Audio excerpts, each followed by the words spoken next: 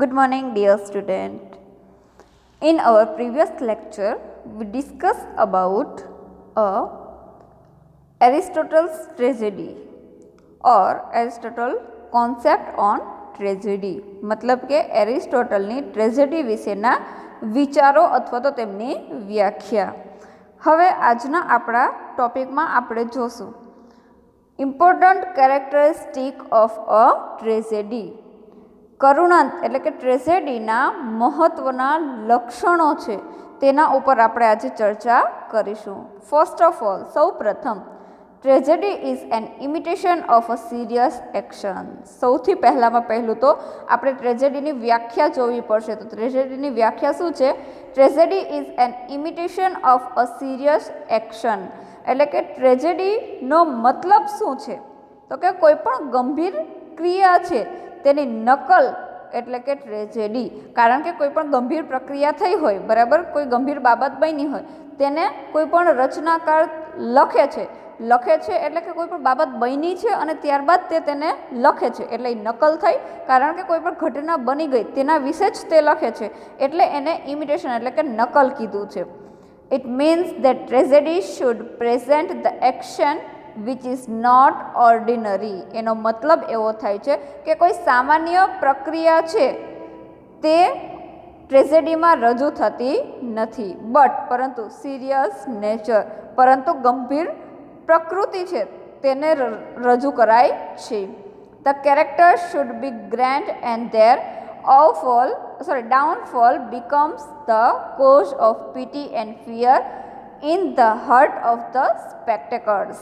એવું કીધું છે કે તેના પાત્રો છે તે એકદમ ભવ્ય હોવા જોઈએ, મહાન હોવા જોઈએ, અને ડાઉનફોલ એટલે કે પડતી, તેના પાત્રો મહાન હોવા જોઈએ અને આ મહાન પાત્રોની પડતી થતી હોવી જોઈએ. તે નીચે ટૂંકમાં એનું જે સ્તર છે તેના કરતાં નીચે આવતા હોવા જોઈએ.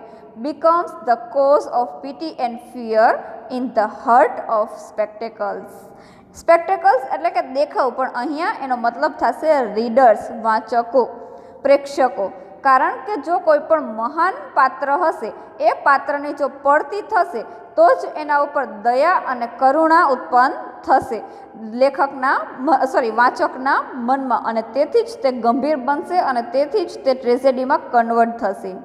Aristotle believe that the tragedy of an ordinary man can not arouse pity and fear.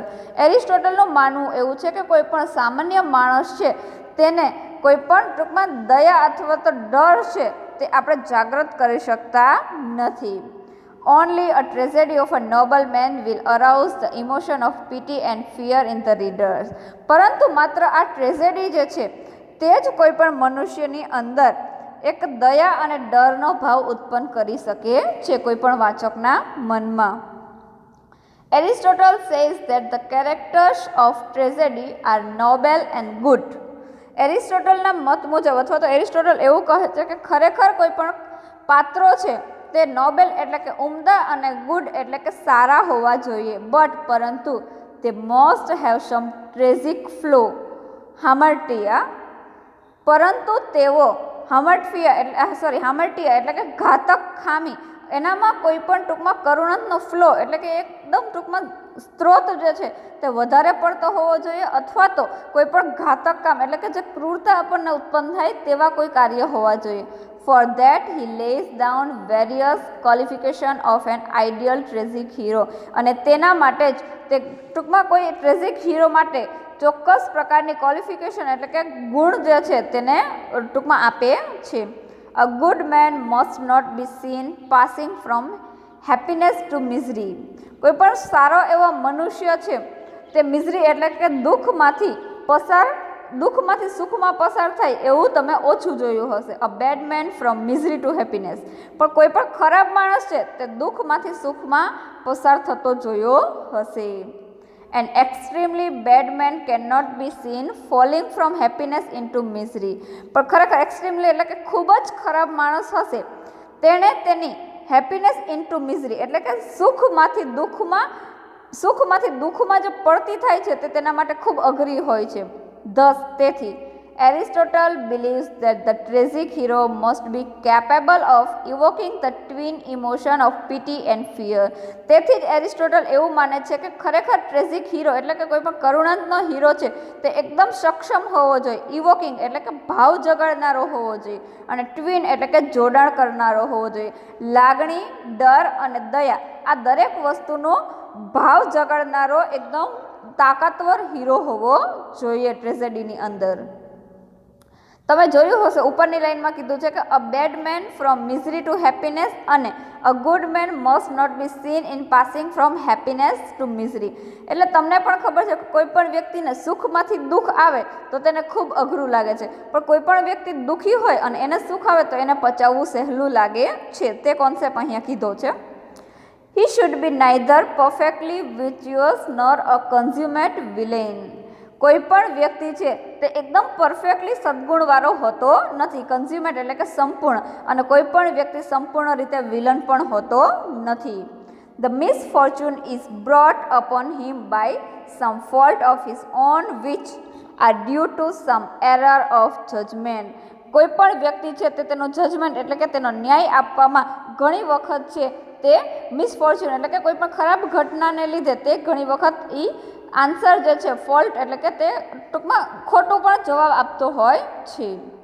According to Aristotle, એરિસ્ટોટલના મત મુજબ tragedy it not in the form of narrative. ખરેખર ટ્રેજેડી છે તે વર્ણન કરવાનું સ્વરૂપ નથી, but in the form of drama, પરંતુ નાટક ભજવવાનું સ્વરૂપ ટ્રેજેડી છે. The action is present not through narration. કોઈ પણ ક્રિયા છે તે ખરેખર વર્ણન દ્વારા વ્યક્ત કરી શકાતી નથી, but through dialogues. પરંતુ તેને આપણે નાટકના ડાયલોગ સંવાદ દ્વારા આપણે તેને રજૂ કરી શકીએ છીએ. Thus Aristotle believes that, તેથી એરિસ્ટોટલ માને છે કે the diction should be embellished and of the higher level.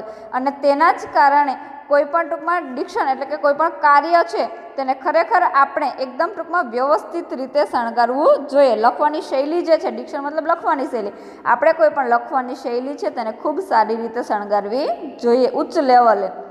મોરઓવર the tragedy should have song in it. અને આ સિવાય ટ્રેજેડીની અંદર કોઈ પણ ગીત પણ હોવા જોઈએ, જેના કારણે કોઈ પણ દુઃખદ ગીત હોવા જોઈએ કે જેથી તે ઘટના છે તેનું વ્યવસ્થિત રીતે વાંચકોના મગજમાં અસર પડે છે. હવે જોઈએ એરિસ્ટોટલ્સ વ્યૂ ઓન પ્લોટ. વિદ્યાર્થી મિત્રો, આ એરિસ્ટોટલ્સ વ્યૂ ઓન પ્લોટ એટલે કે એરિસ્ટોટલના પ્લોટ એટલે કથા વસ્તુ વિશેના વિચારો આપણે જોવાના છે. આ ઘણી વખત તમને શોર્ટ નોટની અંદર પણ પૂછાવાની શક્યતા રહે છે. અહીંયા આપેલું છે કે નવેમ્બર 2012માં સૌરાષ્ટ્ર યુનિવર્સિટીમાં આ પ્રશ્ન છે તે પૂછાયો હતો, જે શોર્ટ નોટ તરીકે પૂછાતો હોય છે, તો તેને પણ ખાસ યાદ રાખવો. Then Aristotle talk about the most important part of the tragedy is plot. હવે એરિસ્ટોટલ ટ્રેજેડીનો મહત્વનો જે ભાગ છે પ્લોટ તેના ઉપરની વાત કરે છે.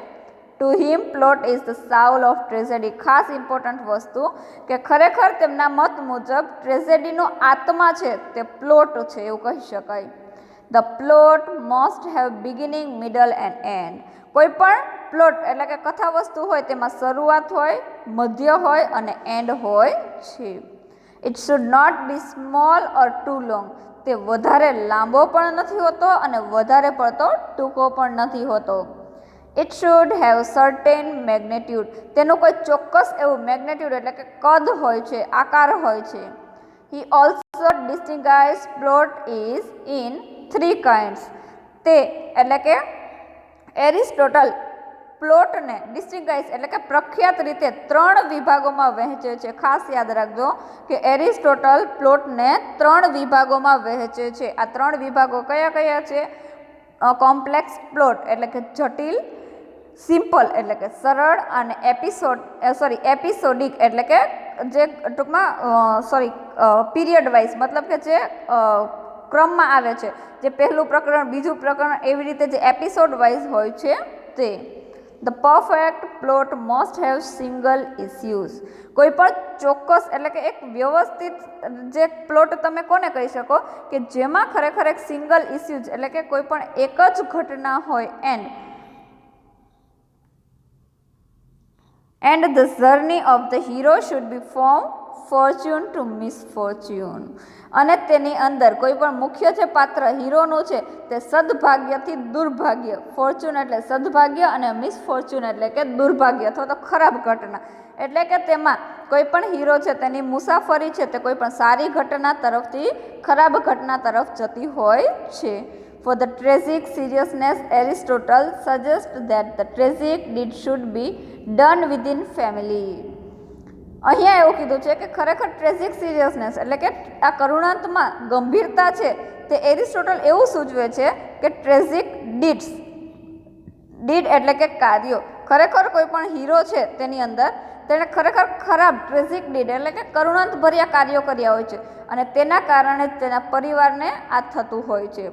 After all, plot is to him not merely the organism of external incident and માત્ર ને માત્ર આ પ્લોટ છે તે મિયરલી એટલે કે માત્ર અને ઓર્ગેનિઝમ એટલે કે પ્રાણી, માત્ર આ પ્લોટ છે તે કંઈ બાહ્ય ઘટના જ દર્શાવે તેવું નથી. N event which make up the action of the play, અને તે ઇવેન્ટ એટલે કે કોઈ પણ ઘટનાઓ છે તેને વ્યવસ્થિત રીતે એક જે પ્રક્રિયા છે તેને વ્યવસ્થિત રીતે ગોઠવણી કરતી હોય છે નાટકની અંદર. But also an inward process, inward એટલે કે આંતરિક, આ એક આંતરિક પ્રક્રિયા છે. The expression of man self, જે ખરેખર મનુષ્યને પોતાની જાતે વ્યક્ત કરવાની રહે છે. On his thought and emotion, જે તેને લાગણી અને એના વિચારો ઉપર ડિપેન્ડ હોય છે. વિદ્યાર્થી મિત્રો, ફરી એક વખત આપણે જોઈ લેશું. સૌથી આના પહેલા લેક્ચરમાં તમે એરિસ્ટોટલનો કોન્સેપ્ટ જોયો, બરાબર, તેની વ્યાખ્યા જોઈ. ત્યારબાદ આજના આપણા લેક્ચરમાં આપણે જોઈ રહ્યા છીએ કે ઇમ્પોર્ટન્ટ કેરેક્ટરિસ્ટિક ઓફ ટ્રેજેડી, ટ્રેજેડીના મહત્ત્વના લક્ષણો. તેમાં સૌથી પહેલું આપણે જોયું કે એરિસ્ટોટલ્સ વ્યૂ ઓન પ્લોટ, એટલે કે પ્લોટ વિશે એરિસ્ટોટલના વિચારો. હવે આવે છે કેરેક્ટર અથવા તો ટ્રેજિક હીરો, પાત્ર અથવા તો કરુણાંતમાં જે હીરો છે તેના વિશેની વાત કરવામાં આવી છે. 2018ની અંદર આ ટ્રેજિક હીરોની જે શોર્ટ નોટ છે તે પૂછવામાં આવી હતી. Aristotle then discuss about character, એરિસ્ટોટલે પ્લોટ ઉપર ડિસ્કશન કર્યા બાદ હવે તે કેરેક્ટર ઉપર ડિસ્કશન કરે છે. અકોર્ડિંગ ટુ એરિસ્ટોટલ, એરિસ્ટોટલના મત મુજબ a poet should aim at 4 different points while creating character. કોઈ પણ પોએટ એટલે કે કોઈ પણ કવિ જ્યારે કવિતાની રચના કરે છે ત્યારે તેને 4 અલગ અલગ બાબતો છે તેને ધ્યાનમાં રાખવી જોઈએ. First, they should be good revealing certain moral purpose. સૌથી પહેલી બાબત એવી છે, રિવીલિંગ એટલે કે દેખાડવું. સૌથી પહેલી લેખકની મુખ્ય જે ટૂંકમાં બાબત હોય છે એને લખવાની જે બાબત છે તેમાં મુખ્ય બાબત એ છે કે તેને કોઈ પણ બાબત, કોઈ પણ પાત્ર જે છે તેને સારું દેખાડવું જોઈએ. મોરલ પર્પસ એટલે કે નૈતિક હેતુ માટે સારું બતાવવું જોઈએ. દે શુડ બી એપ્રોપ્રિએટ, તે વર્ણવવાને યોગ્ય હોવું જોઈએ. દે શુડ બી રિયાલિસ્ટિક, તે વાસ્તવિક હોવું જોઈએ. And they should be consistent, અને તે ગંભીર હોવું જોઈએ, ગાઢ હોવું જોઈએ. He also put emphasize on character, તે આ ઉપરાંત પાત્ર ઉપર પણ એમ્ફેસાઇઝ એટલે કે ભાર મૂકે છે.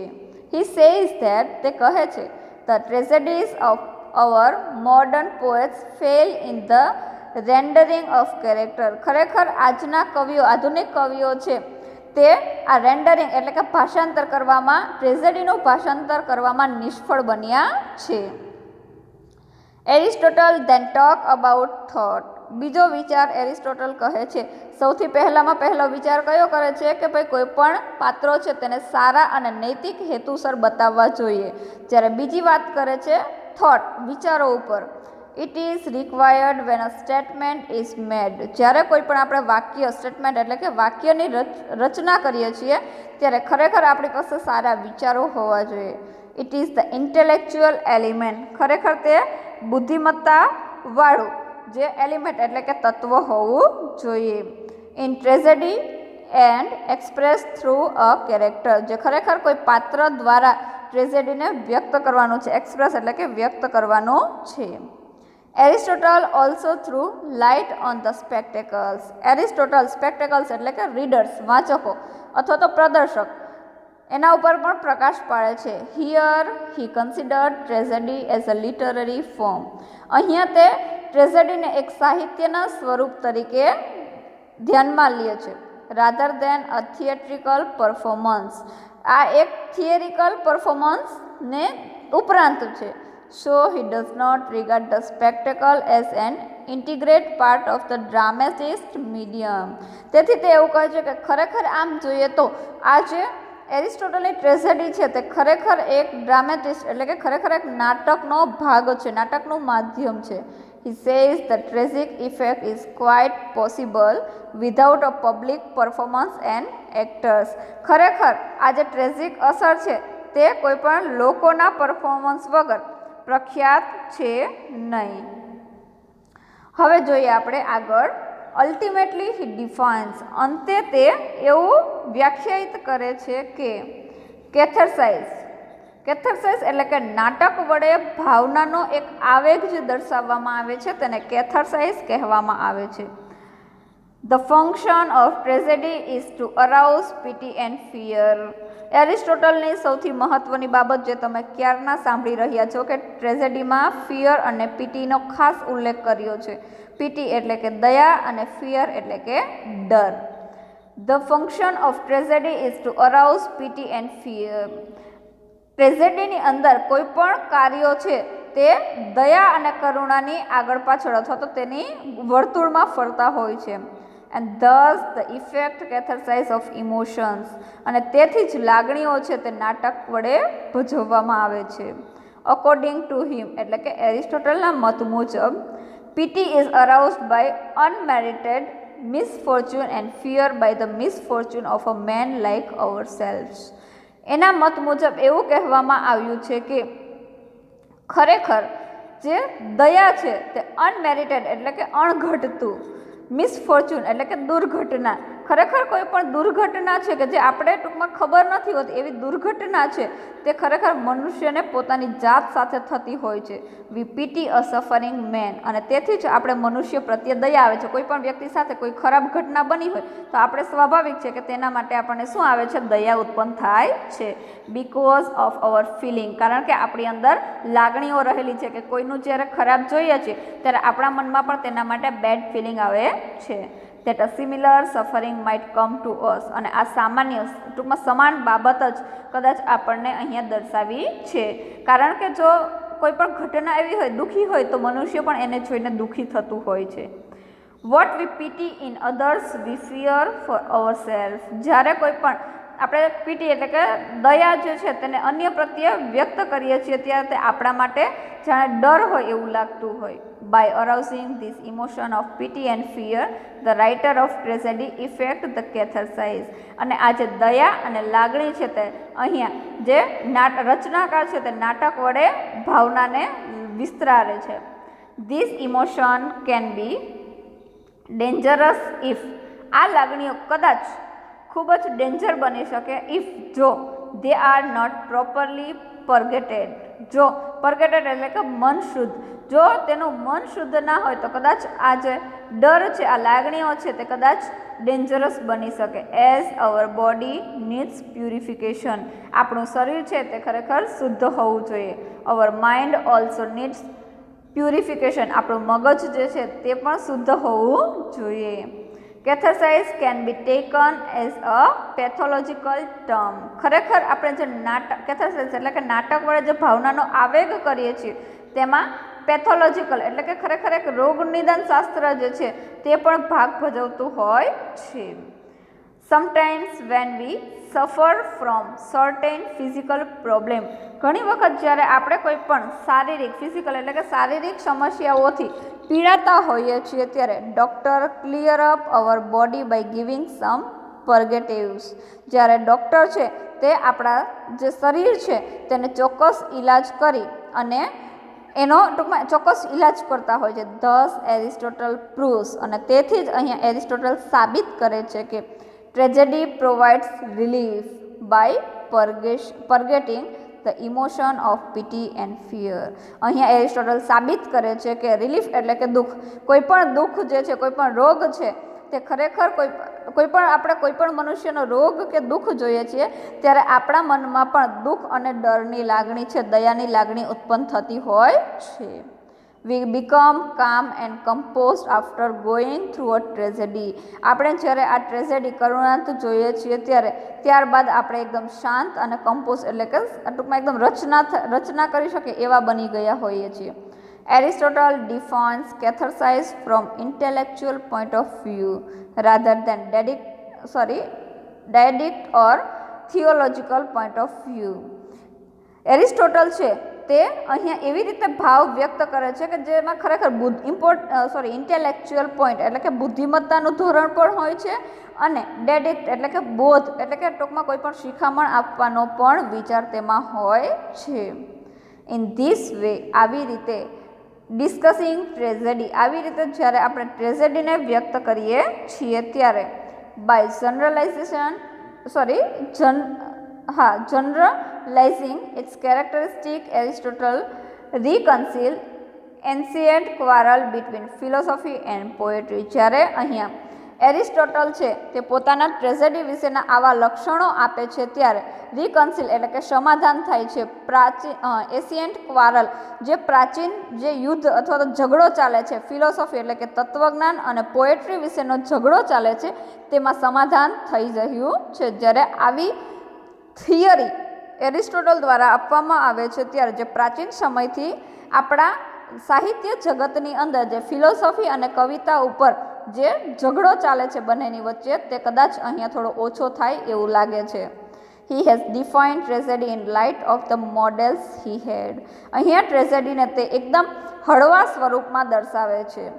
His contribution lies in the fact તેમનું જે યોગદાન છે તે હકીકત ઉપર છે. That he was the first critic. તેમણે હકીકત સામે રજૂ કરી છે તેના કારણે તે સૌથી પ્રથમ ક્રિટિક ગણાય છે.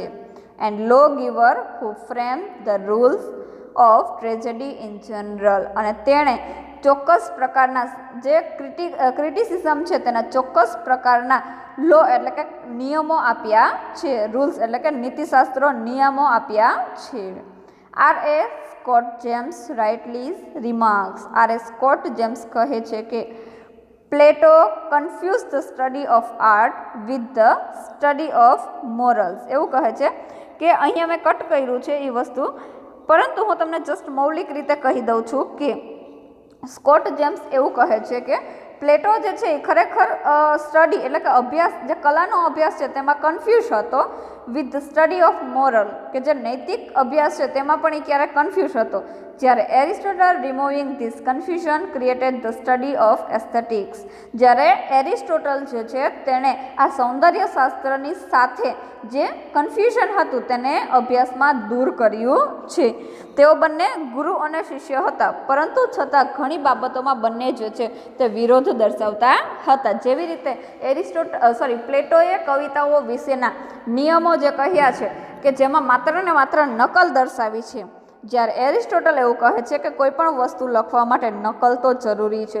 કારણ નકલ શું કામ જરૂરી છે કે કોઈ પણ ઘટના બને છે એ ઘટનાને આપણે સૌથી પહેલાં જોઈએ અથવા તો ઇમેજિન કરીએ છીએ ત્યારબાદ જ આપણે લખીએ છીએ, એટલા માટે નકલ જરૂરી છે એવું પણ કહે છે.